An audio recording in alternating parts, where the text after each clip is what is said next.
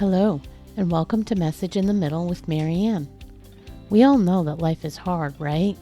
It's messy, it's unpredictable, but it can be wonderful all at the same time. My hope is that we can take a deep dive into self-development topics and explore life's lessons through book clubs, conversations, and interviews. And together, we can uncover the lessons that others have already learned to help us navigate this crazy, wonderful ride called life.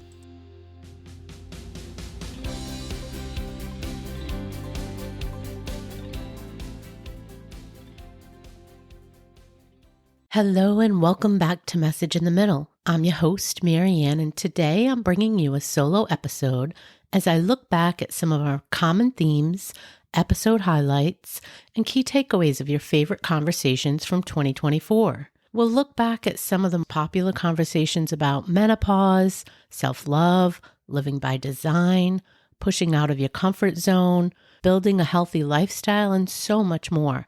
So grab a seat or settle into whatever it is that you're doing while you're listening, and let's jump in.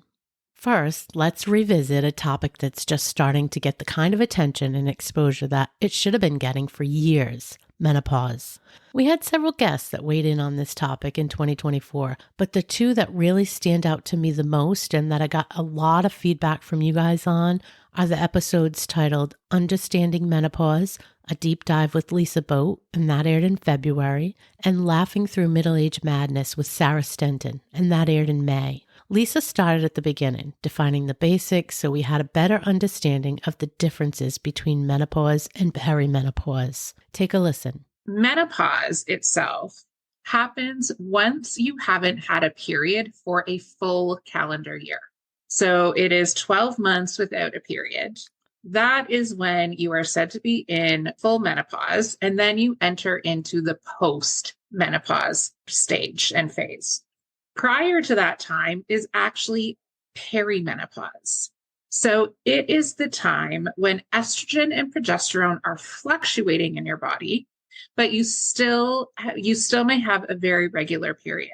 And here is a piece of information that most people don't know, and that is that the perimenopause phase can last up to 10 years.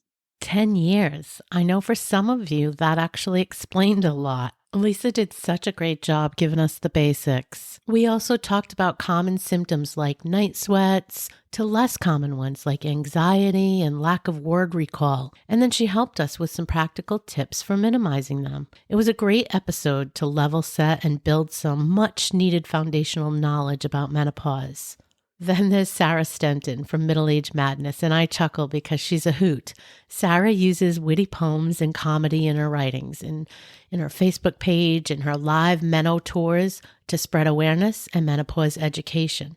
She's hilarious, and she's using that gift to build community and menopause awareness to make it all just a little easier to endure. This one's called Yoga. Lycra straining across my ass, I'm off to enjoy a yoga class. Opposite the mirror on the mat, trying to suck in my rolls of fat. Bending, stretching, squatting a bit, looking like I need to shit. Standing tall, then swooping low, a trickle of wee begins to flow. The piddle is stopped in its track as a blast of air escapes my crack. I glare at the man next to me, who is trying to ignore the smell of pee, hoping the others might just think it was him who made the ghastly stink. Downward dog is our next pose. The man beside me holds his nose. I mean, come on. If that doesn't lighten the topic, I just don't know what will. Menopause and its symptoms can really turn things upside down for women at home, in their relationships, at work, really in every part of a woman's life. And it's essential to know what to look for and what options we have, and to be able to have open conversations and find support systems and put them in place. And while that may seem like a given, it is clear that there is still not enough conversations, not enough education, not enough resources, and not enough community out there on the topic of menopause. I think Sarah did a really great job summing that up. The thing that surprises me the most is how alone women feel. I didn't expect that. Although I felt it myself, I quickly found that talking about it negated it. But there are still so many women in this day and age who don't feel good enough, who feel alone, who feel they can't talk to their partners, who feel ashamed of themselves. So that surprises me, and my heart breaks for them. I'm constantly surprised that women still feel ashamed of themselves for putting weight on and for not being, not being who they used to be. So that surprises me, and that's the message I'm trying to get out there and change. Both these women and the others that spoke on menopause and women's health topics in general were amazing and knowledgeable. And I'm thankful to be able to bring that kind of information to the group. And I know you guys got a lot out of it too. We'll probably look to do some more of those type of episodes in 2025. The next theme that crossed many of your favorite episodes, I'm going to categorize as the general theme of transformation. Many of our guests talked about things like limiting beliefs, negative self-talk, and designing the life you really want to live. In Building a Life by Design, a conversation with positive psychologist Dr. Wendy O'Connor back in May, Dr. O'Connor emphasizes the importance of actively designing a life that aligns with your values and aspirations. And she encouraged us to take charge, to become the drivers of our own lives, to give ourselves permission to create the life we actually want. This might mean shaking things up a bit, stepping outside our comfort zone, and letting go of the need to please everyone. Take a listen. It's that simple. It's give yourself permission to design a life you love. If you're an entrepreneur, give yourself permission to create success by your design. Do it the way you love to. Do it in the way that aligns for you. Stop just thinking everyone else knows better, or you need to do it that way or their way. That really you need to let yourself just have full permission to do it your way. Have fun, play. There's no rules. And if there are, break them. Let yourself create new ones. Like, this is really meant to be the space where we claim our lives, and no one else is going to design it for us. And so if we are just passively, and I think about this a lot, like, are you acting as the driver of your life or the passenger of your life? And I want you to give yourself permission to be the driver of your life. And I don't care if I say that and you're thinking about your marriage, or you're thinking about parenting, or you're thinking about work, or you're thinking about friendships, or whatever it is. It's really this way of, I want to ignite you to get excited and activated, to give yourself permission to maybe make a change anywhere, somewhere that's just not doing it for you. Over and over, guests told us that we have to take charge, take some action, move towards our goals, and get crystal clear about what it is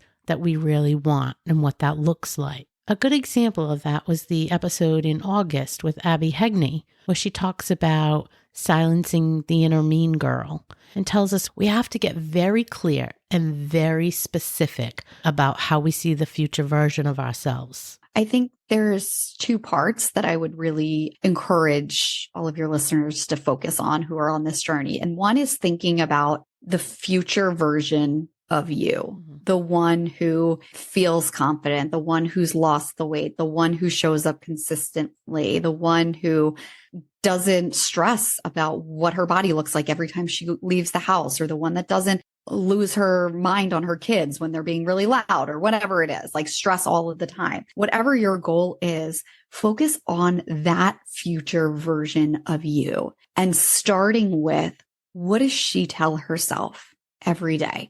What are her most predominant thoughts that are going through her mind? How does she feel when she wakes up in the morning? How does she feel when she thinks about reaching her goals? How does she feel about this life that she's living? How does she feel about challenges that come her way? Abby also reminds us about the second part, that we have to celebrate our progress along the way, even the small wins. The last belief is the belief in your progress. And I think that's the second part. There's the future version of you, and then there's the celebrating along the way. There's believing that every time you show up, whether that is actually taking action today, or it's just not letting yourself go in the other direction, that you are making progress. It's celebrating, yes, the big wins, but even more so the little wins. It's celebrating when you were able to stop those negative thoughts, that inner mean girl thoughts, and being like, not today. And celebrating that progress is going to be the thing that motivates you to achieve your goal. So good. I forgot how much I really loved that one until I heard it again. But we need the reminder to celebrate our small wins. I don't think we do it enough. And the fact that she recommends that we should also celebrate that we didn't go backwards, even if we didn't go forwards, is worth celebrating. I love that idea because I know for many of us, some of the things that we're striving for, they're multi-year things and we are working on them and we make progress, but there are definitely periods where it's a steady state. And I think the fact that we don't go backwards, we don't regress, is well worth celebrating. So good and such a good reminder. Another guest who talked to us about how we treat ourselves and our inner mean girl was Lunaria Gaia. In the September episode titled Embrace Your True Self, Lunaria Gaia on authentic confidence, self-love, and the power of invisibility. Here's what she had to say on that topic. If you were in a relationship with you and they treated you the way you treat you, could you be charged? You know? Yeah. And let's get really honest with ourselves and just dive straight into it. But when I really started to reflect on all the ways that I spoke to myself inside of my head, the conditions on what I was allowed to do or not allowed to do. Yeah. The fact that I had to be I beat myself up, like the berating and the beating and you're pathetic and you're not enough. It was literally abusive inside of my head. And that lent itself to physical abuse, the extreme dieting that I would go on. I'm not allowed to eat. You will not eat. You don't deserve to eat because you are, insert whatever abusive term I wanted to use, because you are fat, because you are worthless, because you are ugly. No one will ever love you until you get skinny. This is the narrative in my head. Man, as I listen back, it makes me so sad, but it's also so relatable.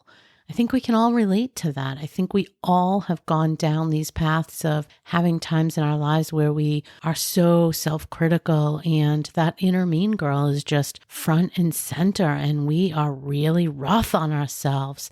And I really loved her reminder to keep that in check and to think about if we were talking to someone else or we were talking to our little sister or somebody we were in a relationship was talking to us like that, would we allow it? So why do we allow it from ourselves? Such a good reminder. And listen, like all the other things we're all working on, it takes time and it takes practice. And it's not a linear path, right? There's going to be times where you really got this in check and you're being kind to yourself. And then there's going to be times where that inner mean girl shows up. And for some of us, that might be when we're nervous or we're anxious or we're trying something new. But the bottom line is to try to recognize it, to kind of catch it quickly and to reframe and to try to avoid, continuing down that path. It's all part of the transformation or the evolution, whatever you want to call it. Anyone that's continuing to strive for growth and personal development, you really need to take a look at this because relationship with self just keeps coming up over and over. And we'll get back to that in a minute. But for now, let's take a look at pushing past our comfort zone or getting out of our comfort zone and where that can lead us. Several speakers highlighted the transformation that can happen when we push past our comfort zones. They acknowledge that it can be uncomfortable, but emphasize the sense of achievement and growth that often follows. I think pushing yourself outside your comfort zone, it does feel, uncomfortable, obviously.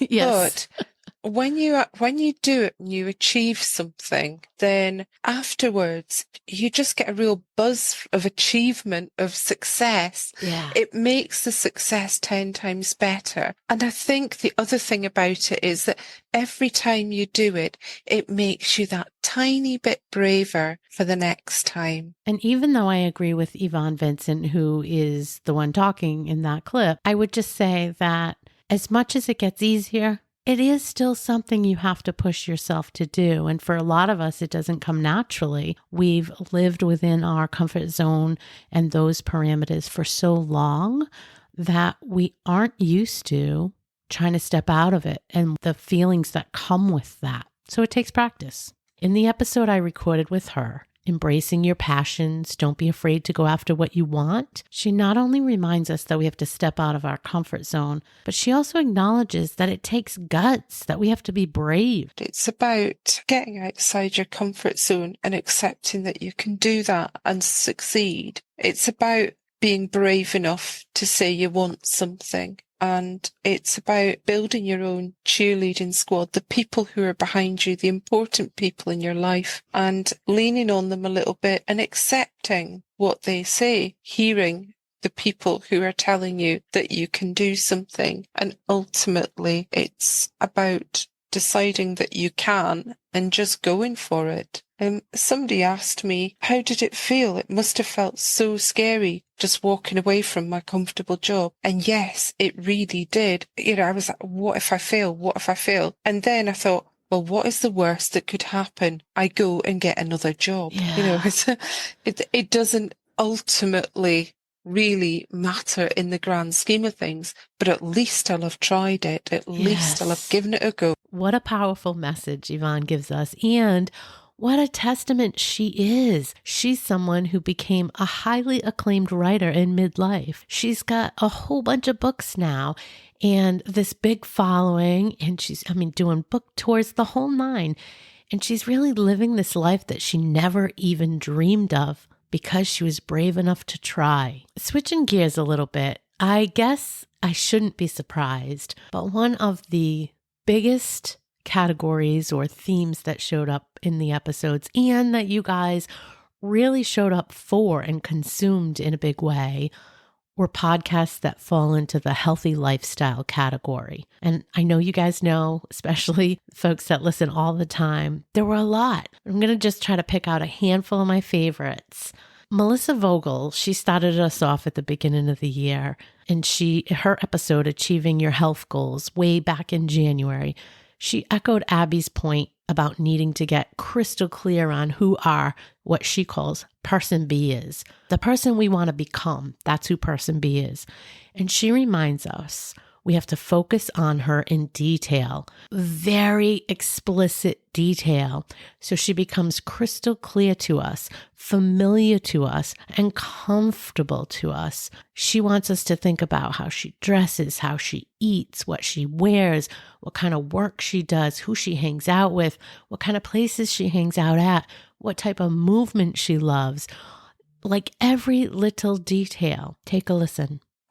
We call it your person A, who you are now, and then who you want to become as your person B. So we're always saying like hashtag person B, and that's who you want to become.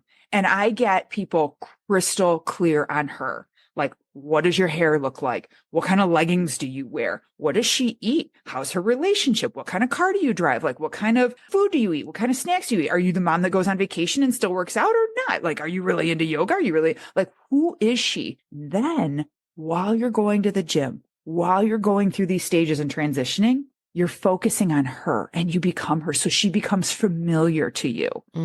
How does she speak? I love that. You have to practice because you know what happens? People will do like these like boot camps or something, like 6 weeks, drop 30 pounds or whatever. And they do it so fast. There was no identity shift. And then they get into this new body and they're like, oh my God, I don't know how to maintain this. I love that. I love the thought about really getting specific about our person B. It's definitely something I need to work on. I think I'm going to put that on my goals for 2025. I often think about my goals and directionally where I want to go, but I know that I'm not specific enough. I need to really work on tuning into that specific intention. How about you guys? Is that something you guys feel like you do really, really well? Do you guys picture yourself, that person B, the person you're trying to become? Do you picture her with really specific detail? If you do, let me know because I could use some pointers on that. I'm definitely not getting into the level of detail that I want to be. All right, another one that I really loved and I would be remiss not to talk about is my interview with Dr. Michelle Tubman, Thrive Beyond Size. She shared a ton of great content in that episode, but one of the things that really stood out to me the most was this powerful question she gave us to help guide our decision making. Her question was, will this nourish me or punish me? Do you want a second great question? Yeah, of course. Yeah. My second favorite question is, will this nourish me or will this punish me? Yes. And this question goes beyond caloric content of food, right? This really embraces this concept of self-care. Is it going to nourish my soul, my body, my mind, my heart? Or is it going to punish me to continue at this job I hate, to fight with my partner, to eat the ice cream, to wear a bathing suit on the beach, right? And, this question really asks you to take a good look inside and ask, what do I really need right now? I love this reminder to check in with ourselves, and this tool to give us a quick way to assess, is this moving us in the right direction? Is this taking us towards our goals, away from our goals? Is this going to nourish me? Is this going to deplete me? These questions are things that you can ask yourselves really quickly when you're having a debate over whether you should do something, whether you should spend time with somebody, whether you want to commit to something. It's so great to have a quick question that you can just throw at yourself and really come to terms very quickly with whether or not it's something you should do or invest time in. And one of the most powerful messages that emerged from many of the episodes really under this theme echoed the importance of self-love and acceptance. And Dr. Tubman reminded us that body acceptance is part of that. And body acceptance is a journey, not a destination. She acknowledged that for many of us, we can't just change our thoughts and start to love our bodies all of a sudden. And I just want to clarify, it's acceptance, not love, right? So this is one of the things that drives me a little crazy about the body positivity movement is that, you can't just snap your fingers and all of a sudden love your body. I don't think that's a realistic goal for any of us to have, especially if you've made a career out of hating your body over the course of your lifetime, right? There's a difference between loving your body and accepting your body. And I think acceptance has to come first. And I like to use the word body respect as well, because even if I don't like my body, I can still treat it with respect. And from that action comes the acceptance and perhaps even liking your body or parts of it a little bit, right? And I like to make that distinction because it's not possible for any of us to open our eyes tomorrow morning and suddenly love the body that we live in. It just doesn't happen that way. I just love how real Dr. Tubman keeps it when she's talking with us. And I love that she validates that the struggle is real. Similarly, in Habits for Health, Dr. Carrie Holland's Guide to Women Wellness, Dr. Holland reminded us that it takes time and that we can't beat ourselves into the next version of ourselves. It's a lot easier to go and try to inject exercise and diet into our lives than it is to pull apart our belief systems. And so where I really try to help the people that I work with is really all three of those things, right? But under the umbrella of thinking first. I mean, you cannot beat yourself up into your next best version. And so many of the women that I work with come at it from that space. If I just, you said it earlier, it's like, if I just push a little harder, if I just go a little harder when things aren't going right, if I'm not losing weight or if I'm not growing muscle the way I want, I'm just going to push just a little harder. But often that place, that pushing is coming from a place of self-loathing, and that doesn't move us anywhere. And so in order to push and actually get to our next best version, that push has to come from a place of self-love and self-kindness and self-compassion. And that's often where many people turn off because they just haven't learned how to do that. I mean, I know I didn't. Dr. Holland also reminds us we have to take a step, any step toward our goals, because the exhaustion of inaction and overthinking can suck the energy out of all of us. The exhaustion of inaction and overthinking is real. And it feels like you're expending so much energy thinking and thinking about it, but you have nothing to show for it. There's nothing that's been done. And so instead of leaving it stuck in my brain, swirling and swirling, I did. I mean, again, it was the why. This wasn't fancy, but it was just one teeny weeny step forward And I realized like there's something else here. Like I enjoyed the personal training, but that wasn't it. And so clients started asking about like, okay, how do I eat to build muscle? And I was like, I don't know. Unfortunately, I never learned that in medical school, which is really sad. But that led me to a health coach certification. And so then I did those things. And so I became a health coach. And then I was coaching clients and realized, wow, they're having a really hard time following through on these plans. Why? Like what's going on here? And then I realized like, oh, it's our mindset. It's all of the limiting beliefs. I think this is a critical point. Taking a step, any step. And you guys hear me talk about that all the time. And I can certainly get on my soapbox about it because I feel like so many of us get stuck in inaction because we don't feel like we know the whole path or the whole, step-by-step journey of how we're going to get there. And you just don't have to. You just have to be able to take a step. Not exactly the same, but I think related to that same theory was something that Jody Dolo said. So she's relatable, right? She's been on a similar journey to so many of us. And we hear about how she went through this, kind of up and down with her weight and health. And she finally was able to have sustainable weight loss and build a really sustainable movement practice and actually came in the fitness industry. And in her episode, Building a Sustainable Healthy Lifestyle, she reminds us to embrace imperfection and that striving for perfection will only get us stuck. It's back to that inaction, back to that not knowing what to do because I have to have the whole plan in every step. She says perfection is the enemy of good enough because after all, nobody is perfect. It's always what you do next, not what you did last, that determines your success. Perfection is the enemy of good enough. You cannot expect yourself to be 100% perfect every day. Nobody is. And if they are, you need to unfollow them because they're lying to you. Not sure if you caught it, but she also shares something that's critical to our growth and development, anyone's growth and development. Focusing on what comes next is the important part. Not getting hung up on what happened last or in the past. Doesn't matter. Focus on what comes next. And how about Tara DeLeon? Her episode, Fitness for Everybody, Fitness, Confidence, and Empowerment, was a huge hit. She reminded us that building muscle did not need to be difficult. So to build muscle, all you have to do is something that you're not currently doing that's harder than what you're currently doing, right? So for example, if you were to get like a sturdy kitchen chair and just sit, stand 20 times, you're going to build muscle in your quads from that because we don't usually sit and stand that much, right? We stand once and then we walk away. But if every time you go to sit down, which sounds a little bit weird, I know, but every time you go to sit down, you do like 10 sit stands real quick, like your legs are going to get stronger. Such a great reminder that it doesn't have to be complicated and that we don't have to go to the gym and then we don't have to buy all these things to help us with getting stronger. And she also reminds us that it's not about being the strongest person in the gym or the fastest one in the marathon. It's about building strength and fitness that supports us in our everyday life. It's about building strength and fitness that supports us in our life, that allows us to run around with the kids or the grandkids, the pets, to open our own jars, to lift the suitcase when we're in the airplane, and basically keep living as independently as possible.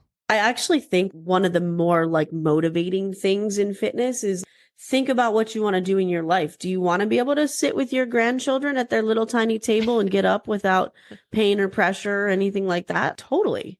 Nobody cares. Like most people in general don't care if they can squat 1,000 pounds, but to be able to get down on the floor and play with our grandkids, that's highly motivating. Yeah. So like looking at where your weaknesses are in life and then training for those things, I just think is beautiful. I think my favorite part of the conversation with Tara, though, is when she says that her body is the least interesting thing about her. She reminds us to focus on the qualities that make us unique and the contributions we make to the world. I loved this reframe and I use it all the time. You guys have heard me say this over and over because I think that anytime my critical old self shows up, it's a really quick way to reframe my thoughts. I always say this, my body is the least interesting thing about me. I love that saying. I'm so much more than just my skin suit here. Yeah. You know, like we got to stop focusing on what people look like and wonder what they bring to the table mentally, emotionally, socially. There's so much more to human beings than what we look like. Oh my gosh, you gotta love that skin suit comment. But seriously, she does have a point. And I think it's something we have to just continuously remind ourselves. And whether it's anything about yourself, whether you're focusing on something externally, it's not what matters. What matters is what we bring to the table. What matters is how we act. What matters how we engage with people. Keep that in mind when you're having one of those, woe is me, or I don't look the way I want to look kind of moments. All right, as much as I love Tara, and I could spend the whole rest of the time dissecting her episode because I loved talking with her so much, I'm going to move on and wrap up the highlights in this theme with a conversation I had with Esther Advent, and she was on the 6 big rocks of exercise and nutrition. She does a great job boiling it all down into the top areas of focus and make sure that we're thinking about those, and reminds us not to get hung up in all the details that we can get so overwhelmed with, and we can just get stuck and not move forward because there's so many things to think about. She tells us that it's just important to think about the top big things. The majority of women are so overwhelmed with what to do when it comes to making a change to their health. Yeah. That everywhere you look, whether it's, social media, the internet, print, TV, in-person conversations, there's so much noise. Yes. And there's so much conflicting information that you end up in this place of either paralysis of, I don't want to do the wrong thing and I don't know yet what the right thing is, so I better keep trying to figure it out before I start, or I need to do all these things. And therein lies the all or nothing mentality that so many of us have when it comes to our health. So by taking what I refer to as the big rocks approach, you're able to let go of the noise, all the stuff that in the grand scheme of things is fairly inconsequential. How many meals should I be eating? What time should I be stopping? These small variables that just don't make a big difference and don't need to be what we're stressing about. Well, personally, I'd like to see us get away from stressing about anything altogether, but I get her point, right? If we get so hung up on all the minutia, we get into this analysis paralysis and we get into this swirl of inaction. And the whole point is to just spend some time focusing on the big things, and the little things will fall into place. I often get asked what my favorite episode was at various times throughout the year, and I really struggle with that answer. And typically I say I can't pick. And to some, they think that's a cop-out, but I feel like it's kind of like asking which of your children is your favorite. And I love them all, and I love them all in a little bit of a different way, but I do. I think that there's nuggets of information, there's messages in each one of the episodes, and I love to be able to kind of call that information out and keep bringing in new information. I think that's part of what this journey is all about. I think that's what makes communities like Message in the Middle, where like-minded people are willing to share and support you and encourage growth, is a critical component. And we've heard that over and over and over by the guests. Many of them shared that, community is a big part of making transformational goals. Check out this soundbite from Yvonne Vincent. It's about building your own cheerleading squad, the people who are behind you, the important people in your life, and leaning on them a little bit and accepting what they say, hearing the people who are telling you that you can do something. And ultimately, it's about deciding that you can and just going for it. Somebody asked me, how did it feel? It must have felt so scary just walking away from my comfortable job. And yes, it really did. I was like, what if I fail? What if I fail? And then I thought, well, what is the worst that could happen? I go and get another job. Yeah. It doesn't ultimately really matter in the grand scheme of things, but at least I'll have tried it. At least I'll have given it a go. I think that sums up so much of the sentiment in all of these episodes about pushing forward, being willing to try, just taking a step, moving out of your comfort zone, and building your community of support. And I'm just so thankful that I've had another year with all of you. And I want to thank you for hanging out with me today and any other day you choose to listen to the Message in the Middle podcast and any of these episodes. And until next time, take care and keep on embracing the journey. It's not about the destination, you guys. It's all about the ride. And I'm glad we're all doing it together. Thank you for listening to this episode of Message in the Middle with Marianne. If you enjoyed the podcast, please take a minute to share it and write a review, as it helps bring new listeners to our audience. If you'd like to keep the conversation going between episodes, please join us at Facebook group Message in the Middle with Marianne.